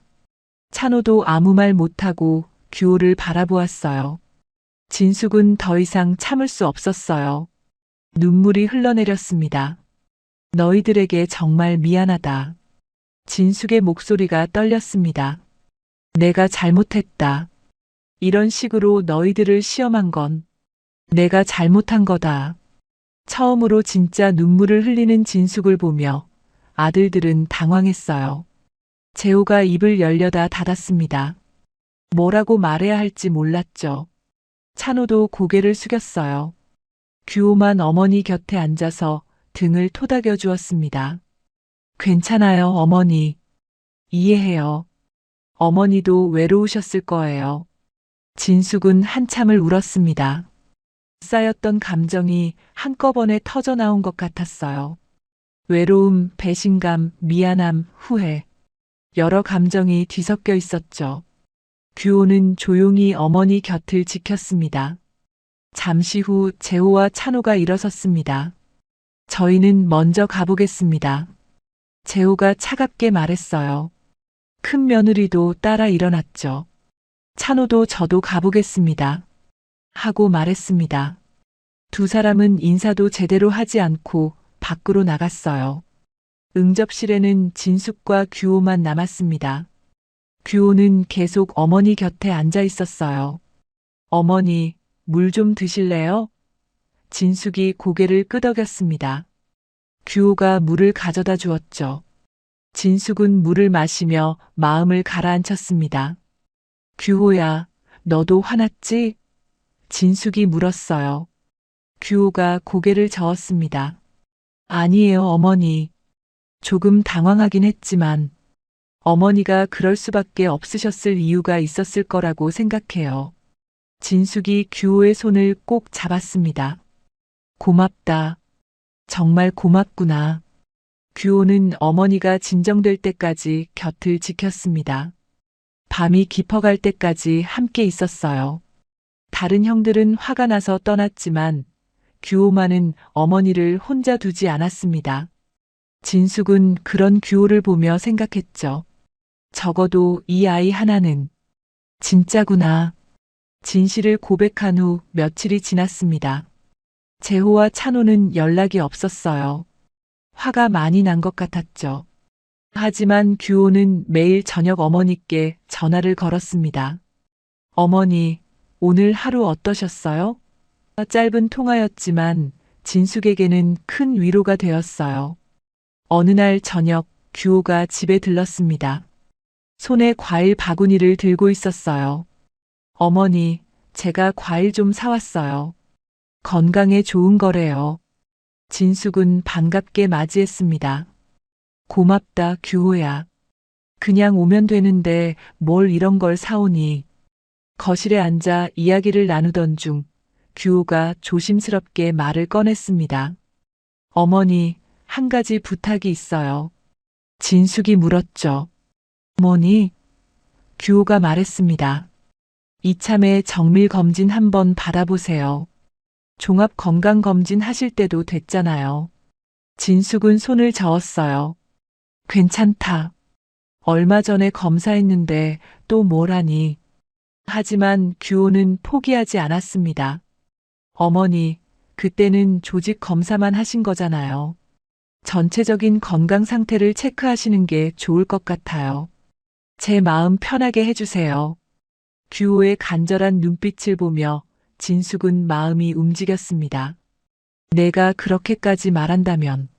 알았다. 받아보마. 규호의 얼굴이 환해졌어요. 일주일 후 진숙은 종합병원에 갔습니다. 이번에는 규호가 함께 갔어요. 어머니, 제가 모시고 가야죠. 규호는 새벽 일찍 물류센터 일을 마치고 어머니를 데리러 왔습니다. 눈이 충혈되어 있었지만 밝게 웃고 있었죠. 병원에 도착해서 각종 검사가 시작되었습니다. CT 촬영, MRI, 혈액 검사, 초음파 검사 등 하루 종일 이어지는 검사였어요. 진숙은 이렇게 많이 해야 하나? 하고 물었습니다. 담당 의사가 대답했죠. 회장님 연세를 고려해서 좀 더 꼼꼼히 보려고 합니다. 조금만 참아주세요. 진숙은 조금 의아했습니다. 매년 하던 건강검진과 뭐가 다른 거지? 하지만 의사의 말대로 따랐어요. 검사 항목이 대폭 추가되어 있었습니다. 갑상선 초음파, 세밀한 혈액 검사, 각종 암표지자 검사까지. 일반 검진보다 훨씬 정밀한 검사였죠. 검사를 마치고 규호와 함께 병원 로비에 앉았습니다. 힘드셨죠, 어머니? 규호가 물었어요. 진숙은 괜찮다. 이 정도야. 하고 대답했습니다. 규호가 커피를 사다 주었죠. 일주일 후에 결과 나온대요. 그때 같이 가실래요? 너 바쁠 텐데 괜찮겠니? 진숙이 물었습니다. 규호가 고개를 끄덕였어요. 괜찮아요. 제가 시간 만들게요. 어머니 혼자 가시면 안 돼요. 진숙은 규호의 손을 꼭 잡았습니다. 고맙구나, 정말. 일주일이 지났습니다. 결과를 듣는 날이었어요.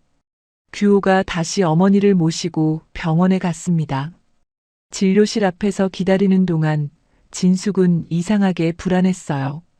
가슴이 두근거렸습니다. 왜 이러지? 별일 없을 텐데. 스스로를 다독였죠. 간호사가 나와서 불렀습니다. 김진숙님 들어오세요. 진숙과 규호가 함께 진료실로 들어갔어요. 담당 의사가 앉아 있었습니다. 그런데 의사의 표정이 심각해 보였어요. 진숙은 순간 불길한 예감이 들었습니다. 회장님 앉으세요. 의사가 말했습니다. 진숙과 규호가 의자에 앉았어요. 의사는 검사 결과지를 펼쳤습니다. 검사 결과에 대해 말씀드리겠습니다. 의사의 목소리가 조심스러웠죠. 진숙은 숨을 죽였습니다. 갑상선에서 악성 종양이 발견되었습니다. 초기 갑상선암입니다.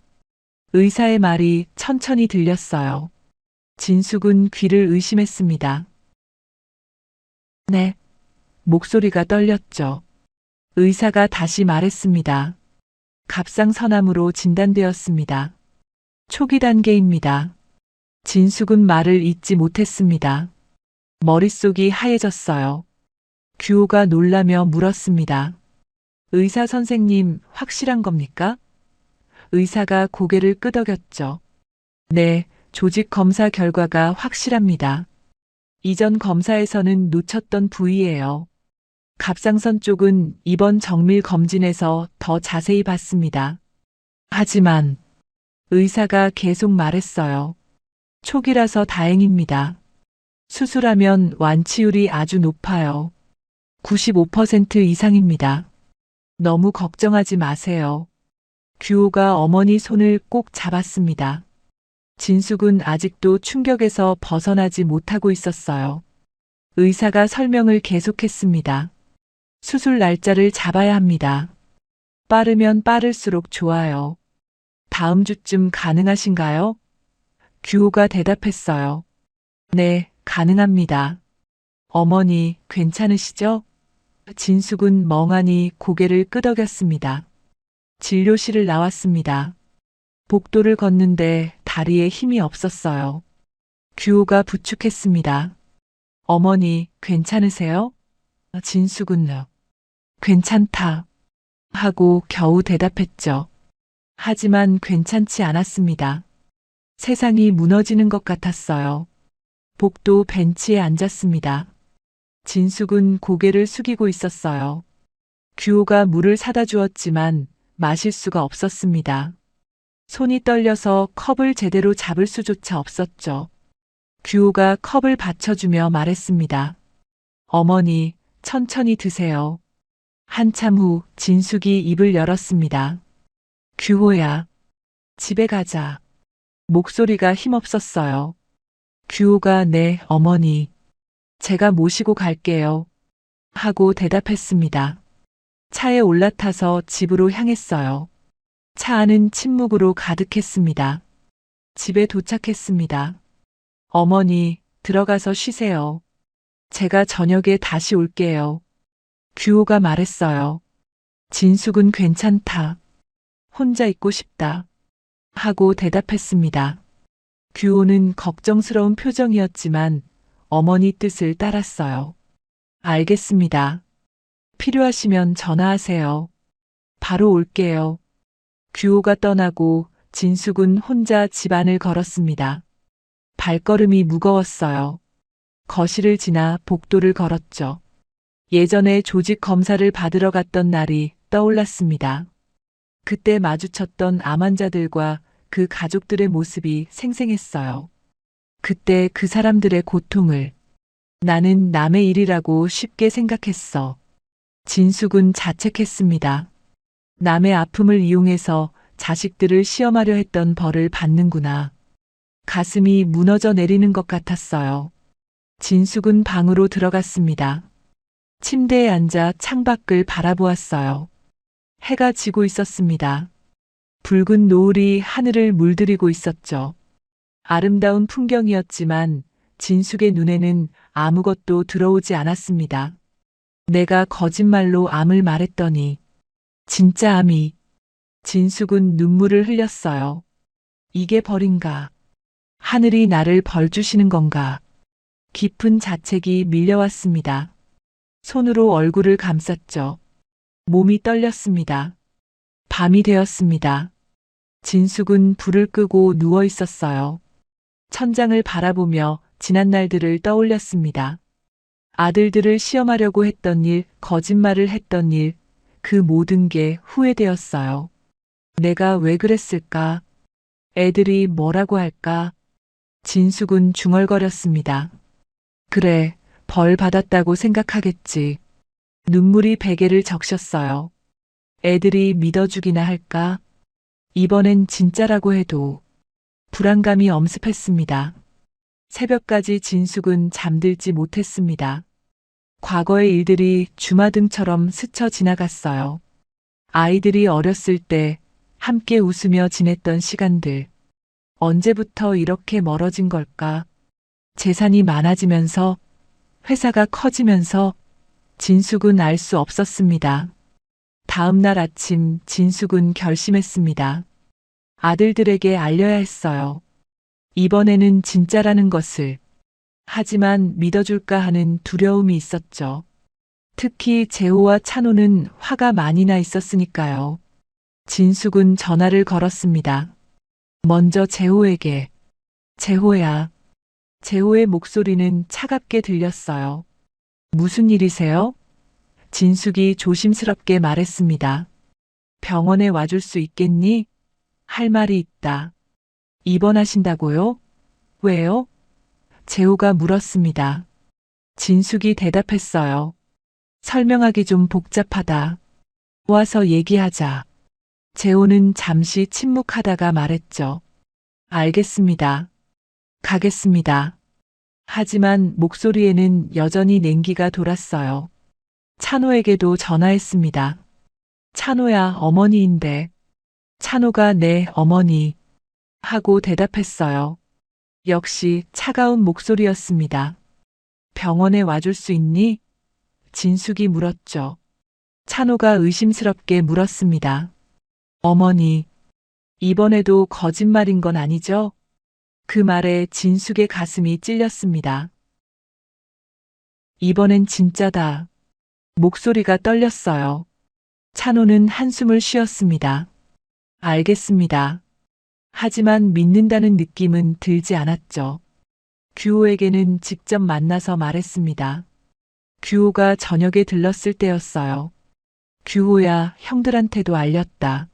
내일 다 같이 병원에 가자. 규호가 고개를 끄덕였습니다. 네, 어머니. 제가 모시고 가겠습니다. 그날 밤 진숙은 또다시 잠들지 못했습니다. 내일 아들들이 어떤 반응을 보일지 걱정되었어요. 믿어줄까? 아니면 또 거짓말이라고 생각할까? 진숙은 이불을 꼭 움켜쥐었습니다. 긴 밤이 지나가기를 기다렸죠. 다음 날 오전 병원 회의실에 세 아들이 모였습니다. 재호는 정장 차림으로 왔고 찬호는 어두운 표정이었어요. 규호는 어머니를 부축해서 함께 들어왔습니다. 진숙은 평소보다 많이 수척해 보였죠. 네 사람이 둥글게 앉았습니다. 침묵이 흘렀어요. 재호가 먼저 입을 열었습니다. 어머니, 그래서 무슨 일이신 겁니까? 목소리에는 여전히 경계심이 섞여 있었어요. 찬호도 팔짱을 낀 채 어머니를 바라보고 있었죠. 진숙은 가방에서 서류 봉투를 꺼냈습니다. 천천히 진단서를 꺼내 테이블 위에 놓았어요. 이번엔 정말 암이란다. 진숙의 목소리가 떨렸습니다. 재호가 진단서를 집어들었어요. 눈으로 빠르게 내용을 훑었죠. 갑상선암. 초기. 재호의 목소리가 작아졌습니다. 진단서를 찬호에게 넘겼어요. 찬호도 읽어보더니 얼굴이 하얗게 변했습니다. 진짜 암이라고요? 믿기지 않는다는 표정이었어요. 진숙이 고개를 끄덕였습니다. 그래, 정밀 검진에서 발견됐다. 재호가 진단서를 다시 들여다보았습니다. 어머니, 진짜 안 그러셔도 저희 어머니께 잘할게요. 이제 그만하세요. 여전히 믿지 못하는 말투였죠. 진숙이 고개를 저었어요. 재호야, 이건 진짜야. 내가 설마 진단서까지 만들어 오겠니? 찬호가 의심스럽게 물었습니다. 저번에도 그렇게 말씀하셨잖아요. 진숙은 참담한 표정을 지었습니다. 알아. 내가 한번 거짓말을 했으니까 내가 못 믿는 것도 당연하지. 하지만 이건 정말이다. 규호가 말했어요. 형들, 진단서 봐. 담당 의사 사인도 있고 병원 직인도 찍혀 있어. 재호와 찬호는 다시 진단서를 자세히 들여다보았습니다. 병원 로고, 담당 의사 이름, 진단 내용, 날짜. 모두 명확하게 적혀 있었어요. 재호의 손이 떨리기 시작했습니다. 진짜, 암이시라고요? 목소리가 갈라졌죠. 찬호도 얼굴이 창백해졌습니다. 어머니, 제가 정말 죄송합니다. 그제야 믿은 것 같았어요. 진숙이 조용히 말했습니다. 미안하다. 내가 한번 거짓말을 해서 너희들이 이번에도 못 믿게 된 거니까. 다 내 탓이다. 규호가 물었습니다. 어머니, 수술은 언제 하세요? 진숙이 대답했어요. 다음 주 화요일이다. 의사 선생님이 빠를수록 좋다고 하시더구나. 재호가 즉시 말했습니다. 보호자 있어야 한다고 하죠? 제가 와 있을게요. 찬호도 저도 꼭 올게요. 하고 말했어요. 이번에는 진심이 담겨 있었죠. 세 아들 모두 진지한 표정이었습니다. 재호의 눈에는 눈물이 고였어요. 어머니, 정말 죄송합니다. 제가 너무 화만 내고. 진숙이 손을 저었습니다. 아니다. 내가 잘못한 거다. 거짓말로 너희들을 시험한 게 잘못이었어. 찬호도 고개를 숙였습니다. 저도 죄송해요, 어머니. 제가 너무 의심만 하고. 진숙은 아들들을 바라보며 눈물을 흘렸습니다. 규호가 어머니와 형들을 번갈아 보며 말했어요. 다들 서로 미안해하지 마세요. 다 잘 될 거예요. 재호와 찬호도 고개를 끄덕였습니다. 네, 그래요. 걱정하지 마세요, 어머니. 수술 전날 밤이었습니다. 진숙은 입원실에 누워 있었어요. 창밖으로 밤하늘이 보였습니다. 별이 반짝이고 있었죠. 내일이면 수술대에 오를 거라는 생각에 마음이 무거웠습니다. 병실 문이 열렸습니다. 규호가 들어왔어요. 어머니, 주무시려고 하셨어요? 진숙이 고개를 저었습니다. 잠이 안 온다. 규호가 의자를 가져와 침대 옆에 앉았어요. 제가 여기 있을게요. 1시간쯤 지나서 재호가 도착했습니다. 큰 가방을 들고 있었어요. 어머니, 저도 여기서 밤 새우겠습니다. 진숙이 놀라며 말했어요. 괜찮다. 집에 가서 쉬어라. 하지만 재호는 고개를 저었습니다. 아니에요. 제가 여기 있고 싶어요. 새벽 5시쯤 찬호도 병실에 도착했습니다. 어머니, 주무셨어요? 진숙은 세 아들이 모두 병실에 있는 걸 보고 눈물을 흘렸어요. 다들 고맙다. 세 아들은 어머니 주위에 둘러앉아 밤을 지새웠습니다. 수술 시간이 되었습니다. 간호사들이 진숙을 수술실로 옮기기 위해 침대를 밀고 왔어요.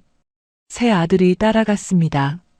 수술실 앞에서 진숙은 아들들을 한 명씩 바라보았어요. 너희들 얼굴 보니까 힘이 난다. 어머니, 잘 다녀오세요. 재호가 말했습니다. 금방 끝날 거예요. 찬호가 덧붙였어요. 규호는 어머니 손을 꼭 잡았습니다. 잘 되실 거예요, 어머니. 진숙이 수술실 안으로 들어갔고 문이 닫혔습니다. 세 아들은 수술실 앞 대기실에 앉았습니다. 아무도 말이 없었어요. 시계만 째깍거리는 소리가 들렸죠. 재호는 계속 손을 비볐고 찬호는 무릎을 떨었습니다. 규호는 조용히 눈을 감고 앉아 있었어요. 3시간이 지났습니다. 수술실 문이 열리고 의사가 나왔어요. 새 아들이 벌떡 일어났습니다. 의사가 웃으며 말했죠. 수술 잘 끝났습니다. 깨끗하게 제거했어요. 앞으로는 휴식도 취하셔야 하고 약도 꼬박꼬박 챙겨 드셔야 합니다. 새 아들은 안도의 한숨을 쉬었습니다. 규호가 정말 다행이다 하고 중얼거렸어요. 재호는 두 손으로 얼굴을 감쌌습니다. 찬호는 천장을 올려다보며 깊은 숨을 내쉬었죠. 긴장이 풀리자 눈물이 났습니다. 회복실로 옮겨진 진숙을 보러 갔습니다. 아직 마취에서 깨어나지 않은 상태였어요. 새 아들은 어머니 침대 주위에 앉아 기다렸습니다. 한참 후 진숙이 천천히 눈을 떴어요. 아, 아들들. 목소리가 약했습니다. 어머니. 새 아들이 동시에 대답했습니다. 진숙은 아들들을 보며 미소 지었어요. 다 왔구나. 규호가 어머니 손을 잡았습니다. 네, 어머니. 우리 다 여기 있어요. 수술 잘 끝나셨어요. 며칠간 회복 기간이 이어졌습니다. 재호가 간병인을 고용하겠다고 했어요. 하지만 진숙이 거절했습니다. 그러자 새 아들이 자처해서 번갈아 간병을 했어요. 낮에는 찬호가, 저녁에는 재호가, 밤에는 규호가 어머니 곁을 지켰습니다. 식사도 챙겨드리고 산책도 함께 했어요. 복도를 천천히 걸을 때 아들들이 양옆에서 부축했죠. 천천히 걸으세요, 어머니. 괜찮으세요? 일주일 후 퇴원 날이 왔습니다. 집으로 돌아가기 전 진숙은 병원장을 만나고 싶다고 했어요. 아들들이 의아해했지만 어머니를 모시고 병원장실로 갔습니다. 병원장이 반갑게 맞이했죠. 회장님, 너무 다행입니다. 진숙이 말했습니다. 원장님, 제가 기부를 하나 하고 싶습니다. 병원장이 놀라며 물었어요. 기부요? 진숙이 고개를 끄덕였습니다. 암 환자 치료 기금을 만들고 싶습니다. 경제적으로 어려운 암 환자들을 돕는 기금이요. 김진숙 암 환자 희망 기금이라고 이름 짓고 싶습니다. 진숙의 목소리는 확고했어요. 병원장이 감동한 표정으로 말했습니다. 정말 감사합니다, 회장님. 많은 환자분들에게 큰 도움이 될 겁니다. 진숙은 며칠 내로 거액의 입금을 약속했어요. 집으로 돌아와서 며칠 후 진숙은 새 아들을 불렀습니다. 너희들에게 할 말이 있다. 새 아들이 거실에 모였어요. 진숙은 진지한 표정으로 말했습니다. 내 남은 재산을 어떻게 할지 결정했다. 이미 너희들에게 준 지분 5%씩과 현금 30억씩은 너희 것이다. 하지만 그 외 모든 재산은 내가 죽은 뒤에 전부 기부하려고 한다. 진숙의 말에 재호와 찬호가 놀랐어요. 어머니, 그게 얼마인데요? 재호가 물었습니다. 진숙이 대답했어요. 정확히 계산해보지는 않았지만 꽤 될 거다. 회사 지분은 처분할 수 없으니 제외하고 그렇게 하려고 한다. 찬호가 당황하며 말했습니다. 그걸 전부 다요? 진숙은 고개를 끄덕였어요. 그래. 암 환자 기금으로 쓸 거다. 이렇게라도 해야 내 마음이 편할 것 같구나. 재호가 하지만 어머니 하고 말하려다 멈췄습니다. 찬호도 입을 다물었어요. 두 사람 모두 충격을 받은 표정이었죠. 하지만 규호는 조용히 고개를 끄덕였습니다. 어머니 마음이 불편하셨던 거죠? 진숙이 규호를 보며 눈물을 흘렸습니다. 그래. 알아줘서 고맙구나. 규호의 손을 꼭 잡았어요. 거짓말로 암을 이용했던 게 너무 마음에 걸리는구나. 진짜 암 환자들한테 미안했어. 그분들 고통을 내가 함부로 이용한 거니까. 그래서 내가 벌을 받는구나 싶었지. 재호와 찬호는 아무 말도 하지 못했습니다. 규호가 말했어요. 좋은 결정이세요, 어머니. 어머니 뜻대로 하세요. 진숙은 새 아들을 바라보았습니다. 미안하다. 너희들한테 더 많이 남겨주지 못해서. 규호가 고개를 저었습니다. 어머니, 이미 충분히 주셨어요. 저는 괜찮아요. 재호와 찬호도 천천히 고개를 끄덕였어요. 네. 어머니 마음 편하신 게 중요하죠. 진숙은 아들들의 얼굴을 하나하나 바라보며 조용히 미소 지었습니다. 퇴원 후 일주일이 지났습니다. 진숙은 집에서 조용히 휴식을 취하고 있었어요. 상처도 많이 아물었고 기력도 점점 회복되고 있었죠. 아들들은 매일 전화를 했습니다. 어머니, 오늘은 어떠세요? 약은 드셨어요? 진심 어린 걱정이 담긴 목소리였어요. 어느 날 오후 규호가 집에 들렀습니다. 어머니, 날씨 좋은데 어디 좀 나가 보실래요? 진숙은 창밖을 바라보았어요. 맑은 하늘이 펼쳐져 있었습니다. 그래, 좋다. 어디로 갈까? 규호가 조심스럽게 말했죠.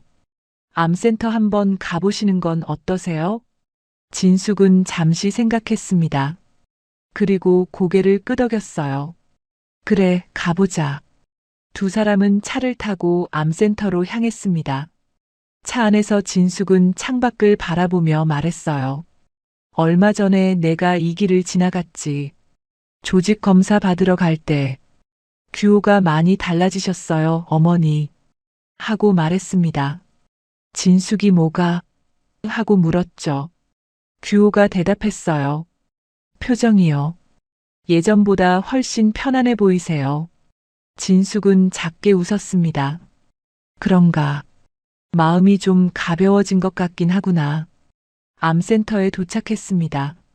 넓은 로비에는 환자들과 가족들이 있었어요.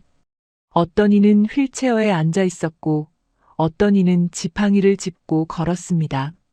진숙은 그들을 바라보며 가슴이 먹먹해졌죠. 저분들도 다 힘든 시간을 보내고 계시겠구나. 암센터장이 진숙을 알아보고 다가왔습니다. 회장님, 어서 오세요. 쾌차하셨다니 정말 다행입니다. 진숙이 인사했어요. 덕분에 잘 회복하고 있습니다. 센터장이 제안했습니다. 환자분들과 만나보시겠어요? 회장님 이야기를 들으면 힘이 나실 거예요. 진숙은 고개를 저었습니다. 아니에요. 그냥 둘러보고 싶어서 왔어요. 하지만 규호가 말했죠. 어머니, 그래도 응원을 받으면 가족들이 더 힘이 날 수도 있잖아요. 어머니가 희망을 주실 수 있어요. 진숙은 잠시 망설였습니다. 아니다, 규호야. 진숙이 말했어요. 내가 그러면 감사 인사 받자고 온 것밖에 더 되지 않아. 난 그냥 내 얕은 생각과 욕심들을 참회하고 싶은 거란다. 규호는 어머니의 말을 이해한다는 듯 고개를 끄덕였습니다. 두 사람은 암센터 복도를 천천히 걸었습니다. 벽에는 완치 환자들의 사진이 걸려 있었어요. 환하게 웃고 있는 사람들의 모습이었죠. 진숙은 사진들을 하나하나 바라보았습니다. 이분들도 힘든 시간을 이겨내셨구나.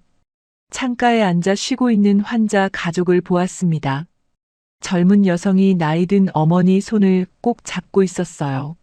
엄마, 조금만 더 힘내. 우리 곧 집에 갈 수 있어. 딸의 목소리에는 눈물이 섞여 있었습니다. 어머니는 힘없이 고개를 끄덕였죠. 진숙은 그 모습을 보며 눈시울이 붉어졌습니다. 예전에 조직 검사를 받으러 왔을 때 봤던 장면이 떠올랐어요. 그때는 남의 일처럼 느껴졌었죠. 하지만 이제는 달랐습니다.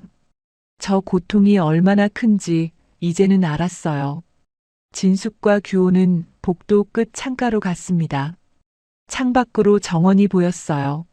나무들이 바람에 흔들리고 있었습니다.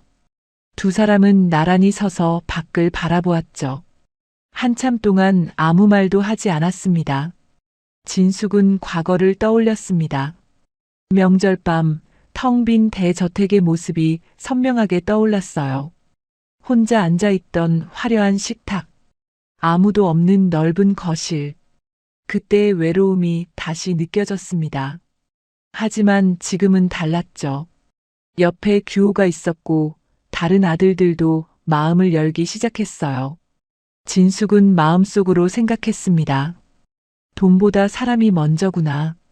나는 평생 돈을 쌓았지만 진짜 부는 사람을 살리는 거였어. 사람의 마음을 얻는 거였어. 깨달음이 왔습니다. 늦었지만 이제라도 알게 된 게 다행이었어요. 규호가 조용히 물었습니다. 어머니 가실까요? 진숙이 고개를 끄덕였어요. 그래, 가자. 두 사람은 암센터 복도를 걸어 나왔습니다. 따뜻한 햇살이 복도에 비추고 있었죠. 진숙과 규호의 뒷모습이 햇살 속으로 사라졌습니다. 집으로 돌아오는 길이었습니다. 차 안에서 규호가 말했어요. 어머니, 오늘 저녁에 형들도 오기로 했어요. 같이 식사하자고 했거든요. 진숙이 놀라며 물었습니다. 정말? 규호가 웃으며 대답했죠.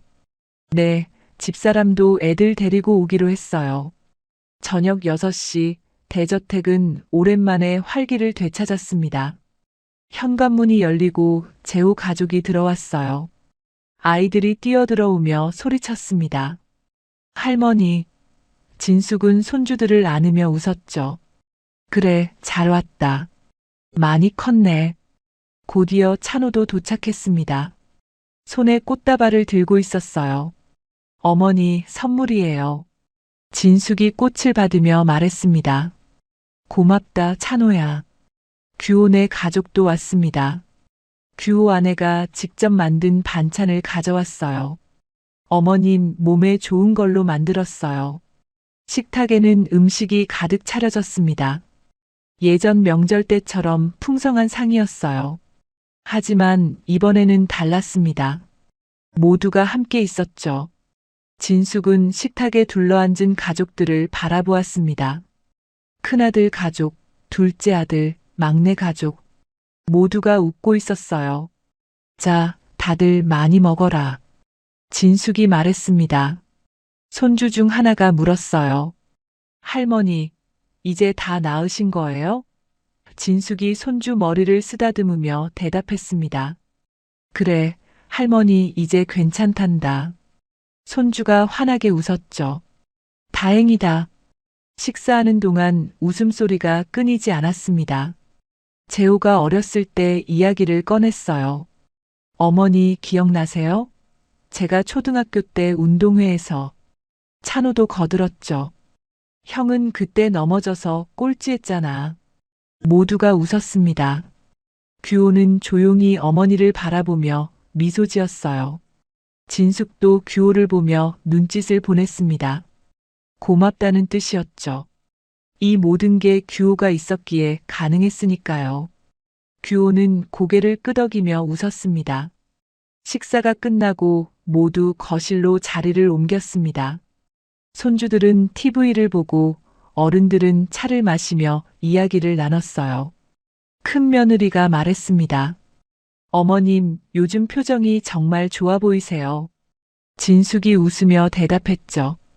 그래, 마음이 편해져서 그런가 보다. 밤이 깊어갔습니다. 하나둘 집으로 돌아갈 시간이었어요. 재호가 말했습니다. 어머니, 다음 주에 또 올게요. 찬호도 저도 자주 오겠습니다. 하고 약속했죠. 규호는 제가 내일도 들를게요, 어머니. 하고 말했습니다. 가족들이 모두 떠나고 진숙은 혼자 거실에 앉았습니다. 하지만 이번에는 외롭지 않았어요. 마음이 따뜻했습니다. 오늘 저녁의 웃음소리가 아직도 귓가에 맴돌았죠. 진숙은 창밖을 바라보며 조용히 미소 지었습니다. 이게 진짜 부자구나. 진숙은 생각했어요. 돈이 아니라 사람. 사랑하는 사람들과 함께하는 것.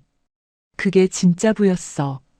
평생을 재산을 모으는 데 집중했지만 정작 중요한 건 사람이었습니다. 이제야 깨달았지만 늦지 않았어요. 몇 년이 흘렀습니다. 김진숙 암 환자 희망 기금은 계속 운영되었어요. 많은 환자들이 이 기금의 도움을 받아 치료를 받았습니다. 경제적으로 어려워서 치료를 포기하려던 사람들에게 희망이 되었죠. 새 아들은 어머니를 자주 찾아뵀습니다. 일주일에 한 번이 아니라 더 자주 왔어요.